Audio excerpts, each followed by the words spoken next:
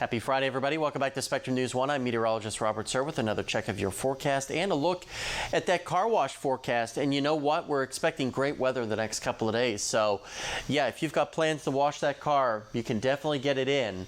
Not just today, but over the weekend. Maybe do it in the shade or in the garage because it's going to be so hot. You can see our temperature trend here maxed out at the top of the scale here, not just today, but through the extended period here. It is warming up as we get closer and closer to the first day of summer, and our dew points also creeping up. This is the true measure of moisture in the atmosphere. Not terribly bad this weekend, but as we get toward next week, it'll really start to feel quite muggy and oppressive across the tri-state, unfortunately. Now this afternoon, really not too bad. Can't rule out a stray thunderstorm, especially our farthest eastern communities in the tri-state. Temperatures very warm, if not hot, to some of you, upper 80s and lower 90s.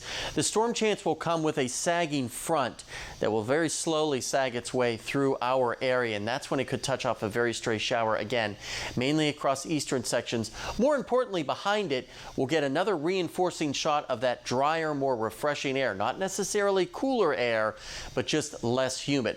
As we put Futurecast into motion, you'll be able to see that storm chance for the most part is very, very isolated, not buying some of this activity back toward the west, but mainly from an Owensboro to Bowling Green line, and just to the east of that would be the best chance to see that shower. Once the sun sets, the threat goes away completely, and then waking up tomorrow morning, a pretty warm start to our Saturday with temperatures in the 70s. So overall this afternoon, warm day. If you can get out on the lake and enjoy it, that would be a great idea with temperatures here in the upper 80s and lower 90s.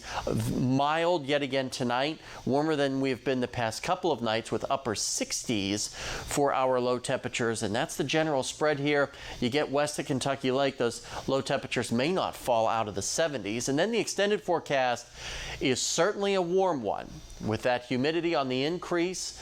Father's Day looking pretty good right now. You might notice that uptick in those humidity values. Then as we get toward Monday, that humidity really starts to increase. It could result in a couple of stray afternoon pop-up showers and thunderstorms.